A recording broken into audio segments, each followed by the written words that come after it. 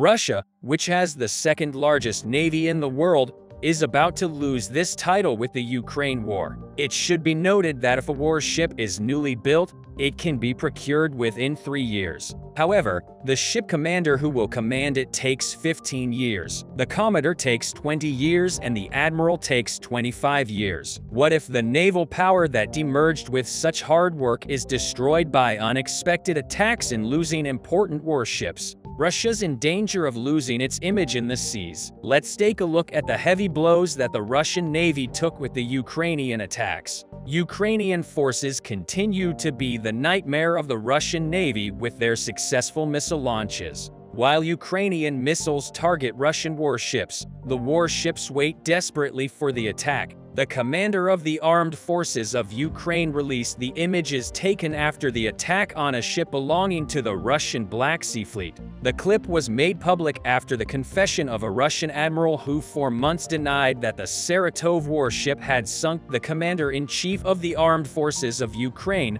Vladimir Zelensky, put the clip on his Telegram channel in which he said that a year ago, on March 24, 2022, the soldiers destroyed the ship in the port of Berdyansk. The Russian Navy landing ships Orsk, Caesar, Kunikov, and Novocherkassk were also damaged. However, Saratov did not survive the attack as easily as the other 3 ships. Saratov was blown up and destroyed as a result of successful attacks by Ukrainian forces. Vladimir Zelensky, commander-in-chief of the armed forces of Ukraine, underlined that the legend of the invincibility of the Russian fleet was destroyed by well-intentioned attacks. Also, the sinking of Saratov came just after Vladimir Putin's full-scale invasion of Ukraine. The incident occurred 3 weeks before the flagship of the Black Sea Fleet, the cruiser Moskva, was destroyed in an attack that brought a PR blow to Ukraine, as it is known.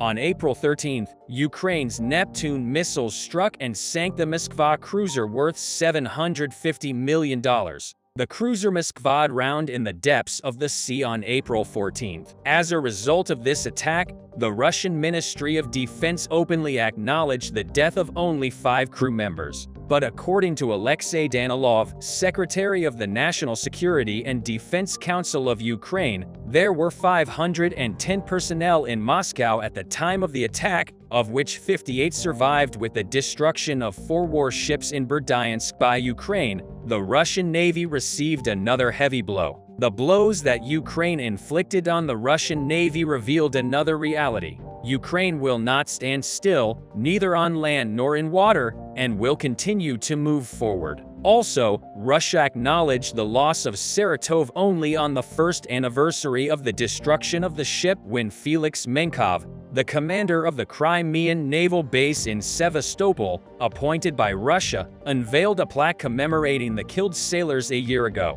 The loss of the battleship Saratov was confirmed, according to a local news source in Crimea. The news source also reported that the crews of Saratov, Novocherkassk, and Caesar Kunikov were also lost. The media outlet noted that after a year of denial that the ships were hit by Ukrainian missiles, this is the first official confirmation that the ship was lost in battle. Meanwhile, U.S. company Maxar Technologies has released satellite images showing the destroyed ship's proximity to the attack's fueling facilities. According to a Ukrainian news source, the damaged ship was lifted and taken to Crimea for repairs. The Ukrainian news outlet also reported that the commanders of the 2 landing craft damaged in Berdyansk were traitors to Ukraine because they took refuge in Russia in 2014. While the Kremlin is shaken by the blowing up of the Russian Navy, the Kiev leader continues to intimidate Russia with his statements.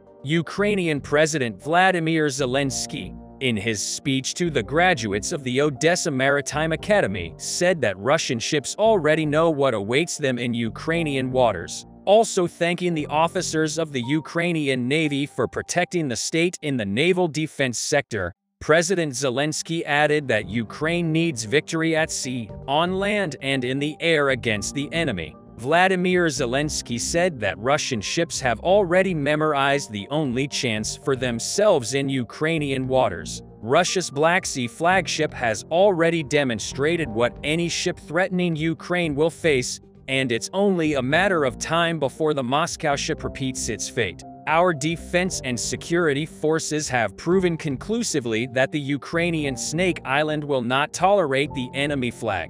And these, our dear Odessa graduates, are just 3 elements of the great naval war that is still going on the Maritime Academy. Emmy will participate and win. Also, Zelensky added, "You really earn the right to lead this heroic crew." Our soldiers who bravely and extremely effectively defended Ukraine at sea against overwhelming enemy forces. Please always keep an eye on your soldiers, protect them, and Ukraine help all who fight alongside you against Russian evil. Protect freedom of navigation, one of the key elements of global security, and protect those who peacefully and legally use Ukrainian territorial waters. Finally, Zelensky appealed to the Academy authorities not to forgive the enemy for any crimes committed against Ukraine and its people. Ukraine continues to besiege the Russian army from 3 sides with its successes on land, in the air, and at sea. This success of Ukraine does not go unnoticed by many military analysts. Mick Ryan, a retired Major General in the Australian Army, said this week that the Ukrainian Army is the best in the world in its ongoing war with Russia.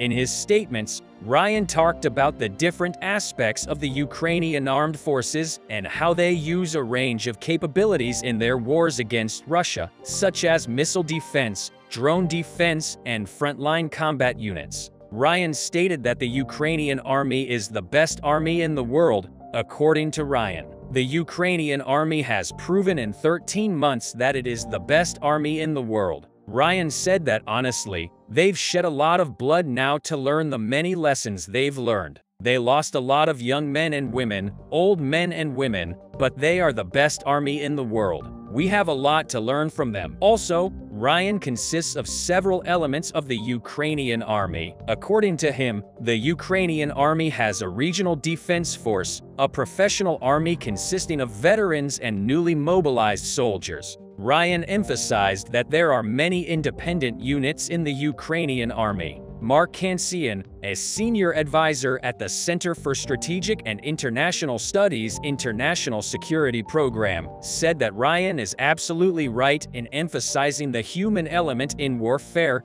particularly training and leadership, and there is no doubt that the Ukrainians have more. On the other hand, Kansian continued to cite the different training received by the US military compared to the Ukrainian military, which received only 2 or 3 weeks of training before going to war. According to Kansian, every sailor recruit receives 22 weeks of training. The Ukrainians are sending 2 battalions through combat training in Europe. In a typical year, the US Army sends about 60 battalions to similar training. Kansian stated that most of the Ukrainian commanders are very skilled on the battlefield, but Kansian said Ukrainian commanders probably lack the depth of training necessary to perform complex joint maneuvers. The Ukrainian commanders, who allegedly did not have the necessary depth of training, have so far managed to inflict heavy damage on the Russian Navy. In summary, the Russian Black Sea Fleet,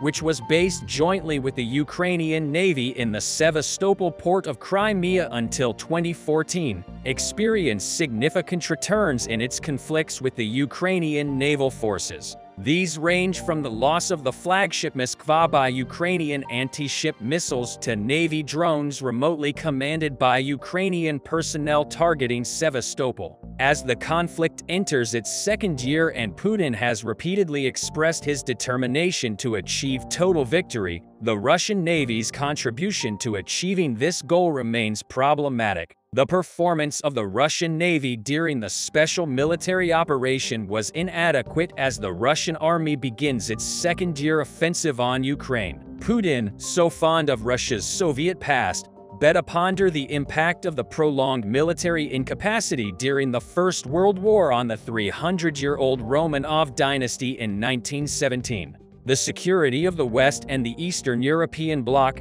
especially the EU and the USA, is directly related to the security of both the Middle East and Central Asia. And now the Black Sea is at the heart of this relation. Dozens of Russian warships and battle boats have so far been destroyed by the Ukrainian Navy and artillery in the waters of the Black Sea and on the Ukrainian river Dnipro. The interesting part was the artillery's ability to destroy Russian boats. This is a rare occurrence, but in Dnipro this has now become normal, and in the last few weeks, nearly a dozen Russian assault boats have been sunk by artillery. Let's examine the critical events in and around the Black Sea and how the Russian attack boats were sunk, with the latest striking details. The Black Sea is not just a geographical area or a basin that can be handled with a focus on economy and security. It is also important how the perceptions about the Black Sea are shaped on a regional and country basis and what it means for different actors. For Russia, the Black Sea contains many arguments to be discussed in terms of gas supply lines passing through here being of critical importance in terms of trade routes and ensuring the security of the country. With the disintegration of the Soviet Union, most of the countries bordering the Black Sea came out of Russian influence and became closer to the West and became members of NATO and the European Union. The Black Sea has become one of the geographies where the rivalry between the East and the West is seen most clearly. The increasing influence of the West in the Black Sea causes Western states to be more interested in this geography. On the other hand, Russia is trying to reduce the influence of Western alliances, especially NATO in the Black Sea. Georgia, Bulgaria, Romania, and Ukraine, which have coasts on the Black Sea, do not have any other sea exits other than the Black Sea. These countries are extremely sensitive to developments in the Black Sea because most of the energy and goods flow is provided through the Black Sea. The Black Sea is also of great importance for Turkey's security. For example, Crimea is only 278 kilometers from the Anatolian coastline, considering Turkey's northern tip as Ukraine and its southern tip of Syria. The critical importance of the Black Sea for Turkey can be understood more clearly, especially in this critical naval area where it is claimed that Russia's Su-27 fighter jet and the US MQ-9 Reaper unmanned aerial vehicle collide nowadays. The Ukrainian armed forces have started to take serious steps to increase their dominance in recent days. The most critical area in these stormy waters is the Crimean Peninsula, the key strategic center of the Ukrainian-Russian war. In order to recapture the peninsula, Ukrainian forces have carried out serious offensive operations both in the Kherson region and in the Dnipro River region, especially these days. The past day, the Ukrainian defense forces in the southern regions of Ukraine eliminated 15 invaders and destroyed a Grad multiple rocket launch system on Kinburn Island. Following this attack on the left bank of the Dnipro River, Ukrainian forces also eliminated the missile launcher of an S-300 anti-aircraft system, with the Ukrainian forces besieging Dnipro. The Russians began to look for exit routes in the river with their attack boats, but the striking operations of the Ukrainian armed forces continued at full speed. The Ukrainian forces destroyed a Russian ammunition depot, 2 reconnaissance UAVs, 2 motorboats intended for use by the Russian military forces, an artillery radar system, and several military trucks, in an offensive along the line stretching from the Novokharkovka region to Dnipro. The destruction of 2 Russian attack boats in this offensive operation limited the reconnaissance and sabotage activities of the Russians in Dnipro. In addition, Ukrainian forces continued to advance along this front line without stopping after this attack in the direction of Tavria. The Ukrainian Defense Forces succeeded in sinking another Russian boat near Belhorod Island in Dnipro. The Russian motorboats in the river were being destroyed one by the Ukrainian forces until the end of these attacks. Russian troops had lost 3 boats in total within 2 days. According to the latest data, these boats were out of the game as a result of the successful firing of the Ukrainian artillery unit. On the other hand, the Ukrainian forces who managed to take Dnipro into their hand destroyed 5 Russian attack boats carrying Russian sabotage and reconnaissance groups in the week before their attacks near Tavria. Again, with the shootings of the Ukrainian artillery and the sinking of the Russian boats carrying out a reconnaissance and detection mission in Dnipro, the invading forces had to protect the areas they were in the Dnipro River region. Therefore, the Russians began to maintain only a defensive position in this region. These operations, which turned Dnipro into a ring of fire, took place in just 2 weeks. In summary, the Ukrainian armed forces blew up a total of 3 Russian assault boats in just 48 hours and the total of 8 attack boats in 2 weeks. At present, the chances of the Russians launching a counterattack on the Dnipro River are considered very low. On the other hand, the dominance of Ukrainian forces in and around Kherson continues.